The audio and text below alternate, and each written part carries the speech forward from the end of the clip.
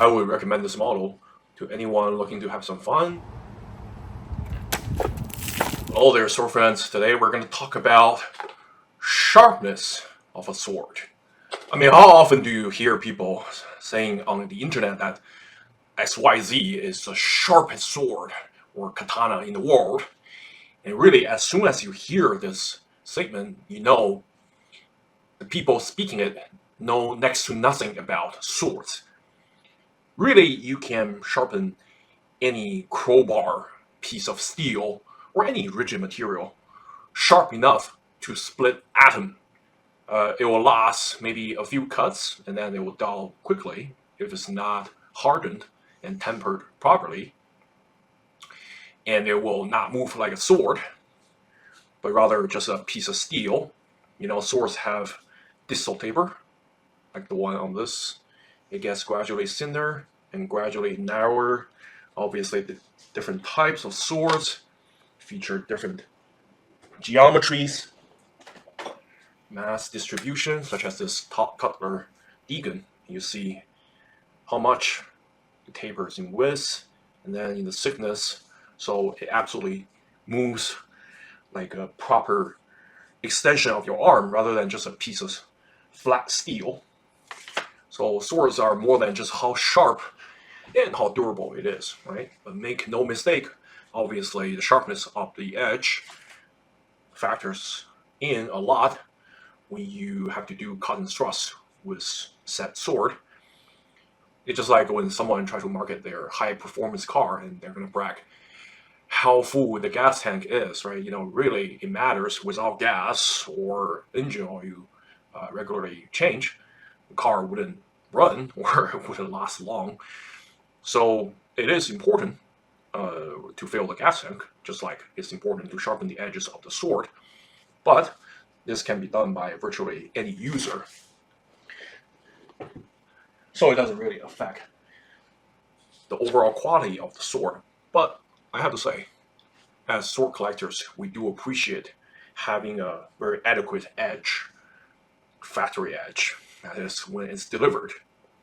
So out of the box, you don't have to do anything additional. You can already do some test cutting, but even if it's just for collection purposes, it speaks volume that the sword is made properly, you know, for serious purposes, not just as a blunt instrument, you know, for display.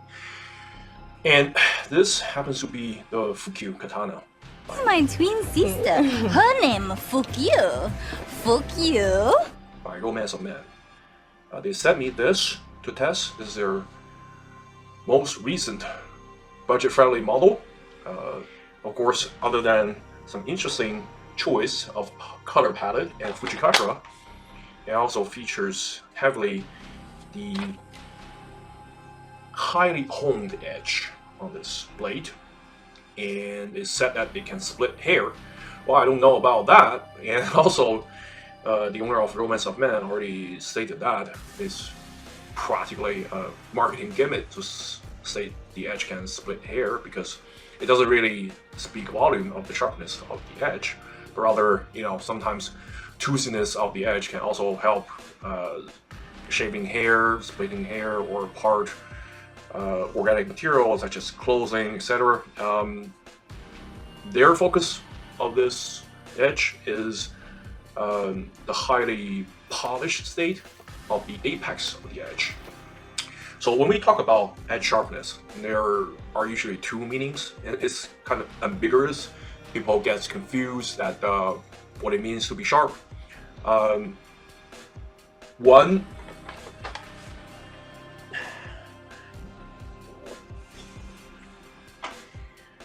notion of sharpness is obviously the literal sense of sharpness of the edge angle. The edge angle is at a very small degree. Obviously, it's a sharp angle on the edge, and you can imagine that it's gonna part material with little resistance when it cuts through. But then you have to make a very thin blade. That's gonna come with some trade-off. in order to prevent it gets too thin, that lose material, that basically make the sword less authoritative or less durable. One solution is that you make the blade very broad. If you compare this competition cutting katana designed by my friend brother Nathaniel with the katana sent me by Romance of Man, putting on Messiah, you can see the difference here in the width of the blade. This one's almost twice as broad, which means that it has a much deeper edge bevel, enabling the same thickness to have a longer tapering distance, so the edge angle can be much smaller on the blade of this one. You can see it just much more refined edge. We often see that on some other cutting-oriented swords, such as European Great Sword of War, but also Oakshott Type 18C swords with very broadened blade. Even when it's tapered in the silhouette, it can still retain a lot of width on the upper portion of the blade, so facilitating a much smaller edge angle, therefore being sharper in the edge bevel. The other indication of sharpness is the quality of final polishing of the edge apexing. So the apexing is basically, you see the two surfaces of the edge meet a peak, and this peak, if it's rounded on a microscopic level, it's less effective because you'll have trouble when it makes the initial impact with the target, and it will bite into the target, right? And you can imagine the higher quality of the polishing is, right? The smaller point the two surfaces meet, the easier it is to bite into the target.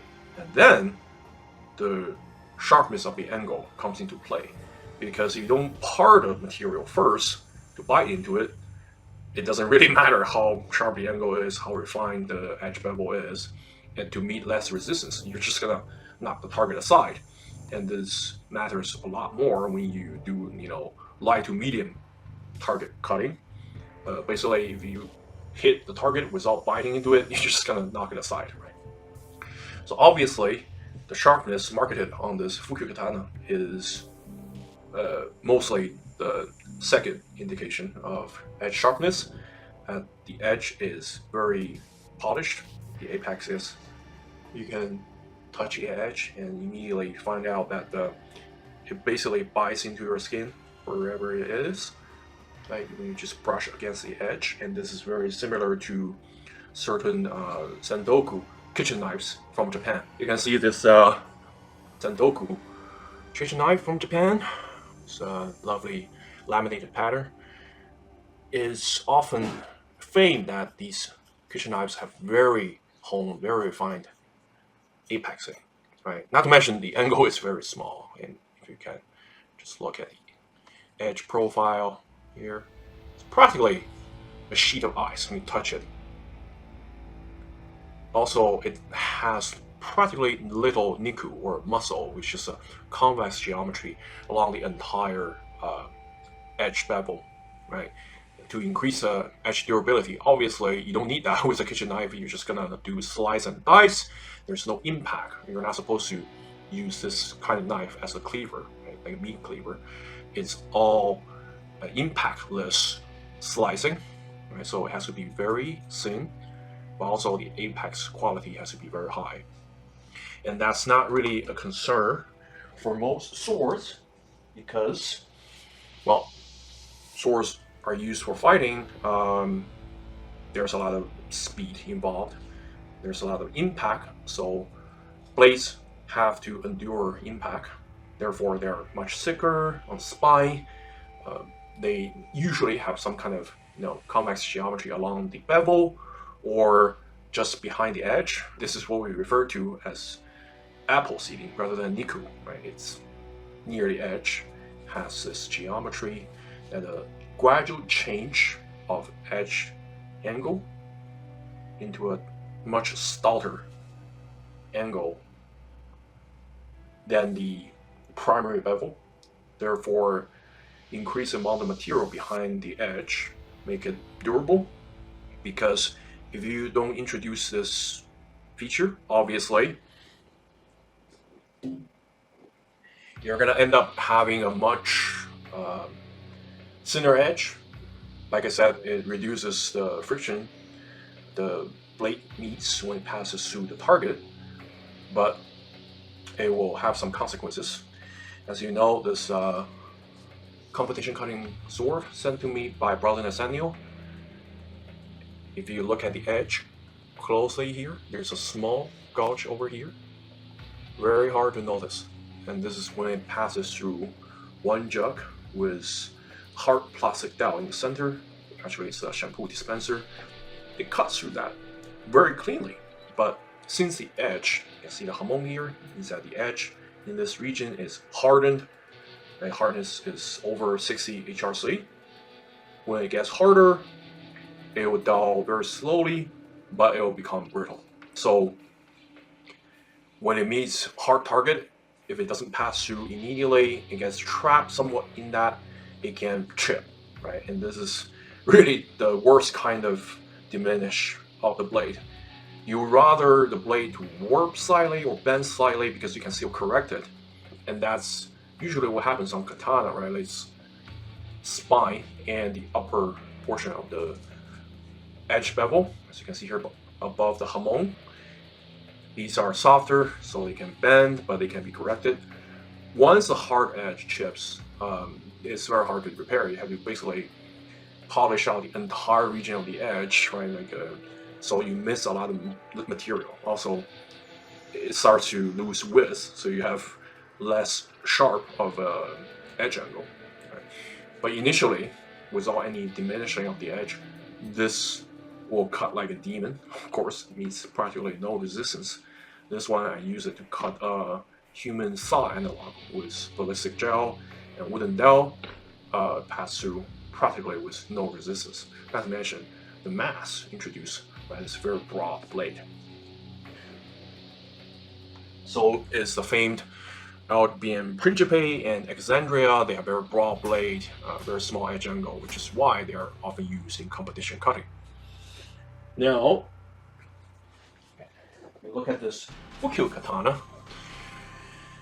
It doesn't really have the width, so the edge angle is not particularly sharp, not sharper than the average katana, but the polished apex makes it still very easy to bite onto any target with very little effort. So I would say for medium cutting, small targets, this will be ideal because this sword is very light, comes in little more than 2 pounds, less than 1,000 grams. So it's a very lightweight katana. You can see it features 2 narrow fillers along the blade all the way to the yokote. But since the tsuba is heavily perforated with this bamboo mat pattern, or rather this is a Japanese screen, I think. It doesn't have a lot of mass in the hilt, so it's kind of forwardly balanced, you can see. Over 2 inches from the tsuba, the balance point is. So lightweight, but forwardly balanced, this can do a lot of work for the user. You don't have to throw it out there with all of your might.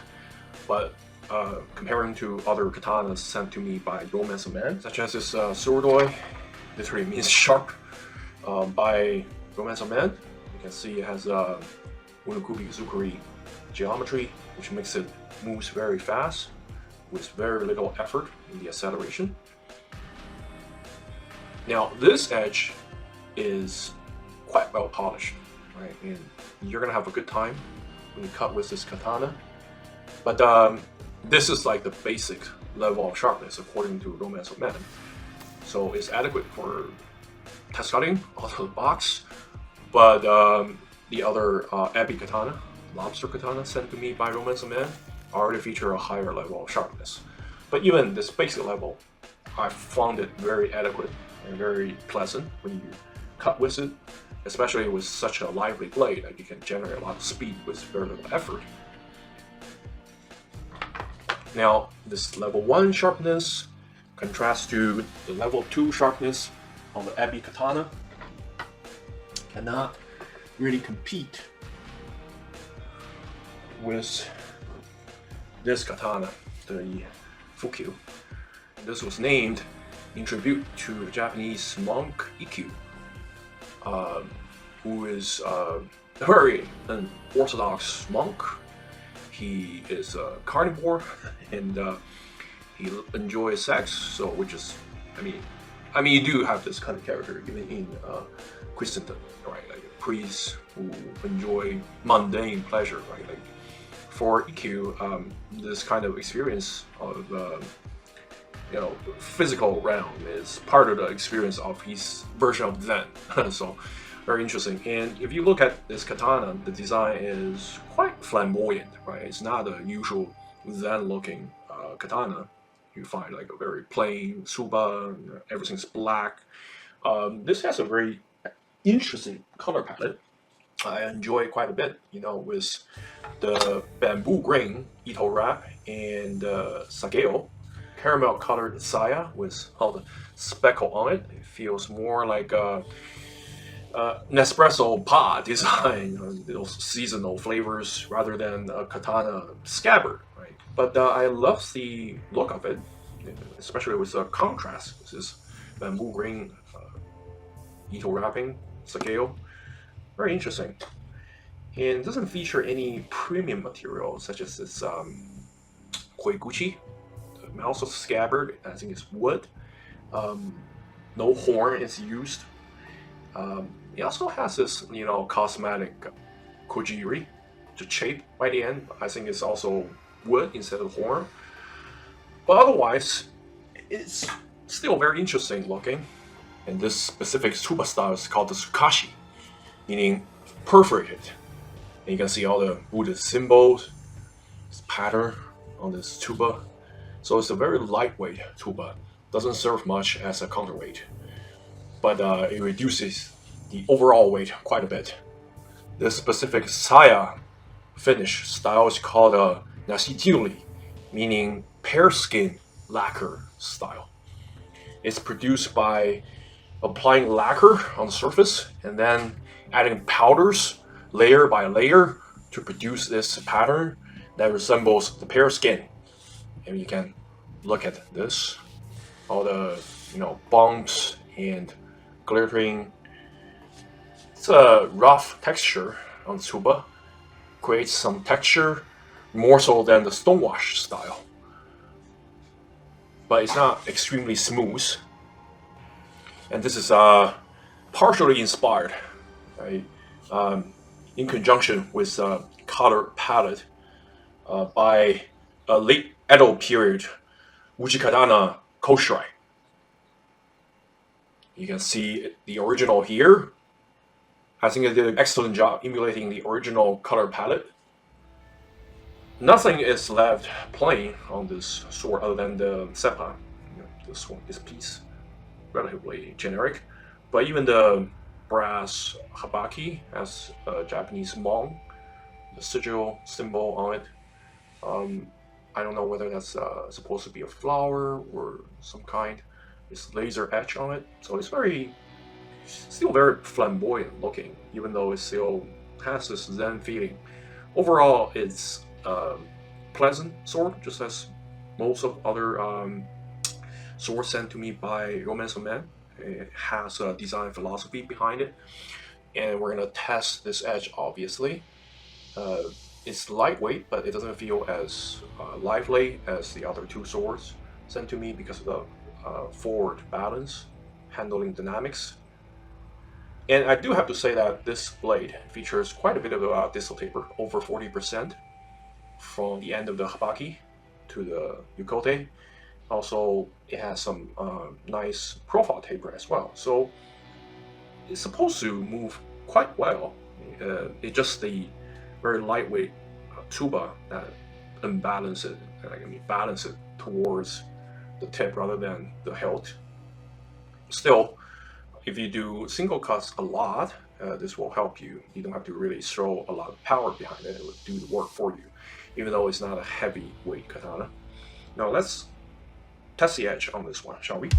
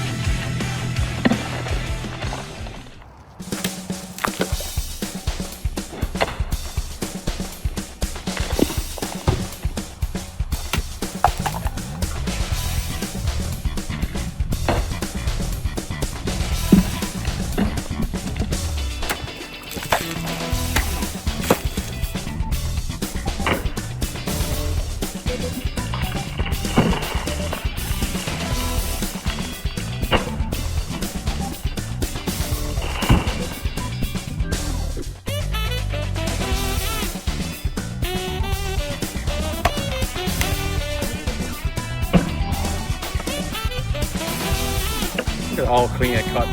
Some tearing at the very end, but overall it's very clean.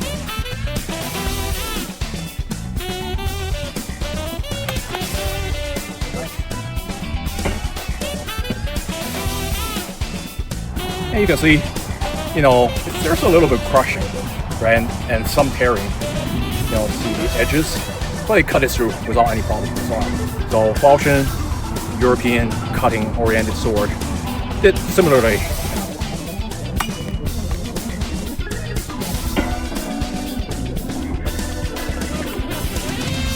Okay, so similar results as the Romance of Man. This, you can see there's some fabric, paper carried on the edge. This one happens to be sharpened by myself, so I'm proud of it.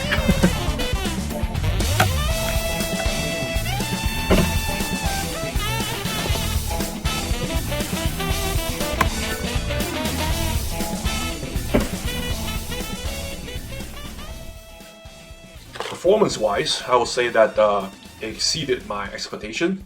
Even some minor enhancement on the edge, apexing quality, did really help with the ease of cutting, and it did a lot of work for you because point of balance is a little bit forward than usual, so you don't have to output a lot of power to generate speed. So I would say light to medium target cutting. Doesn't require a lot of mass. Pretty much the extra edge sharpness would take care of that.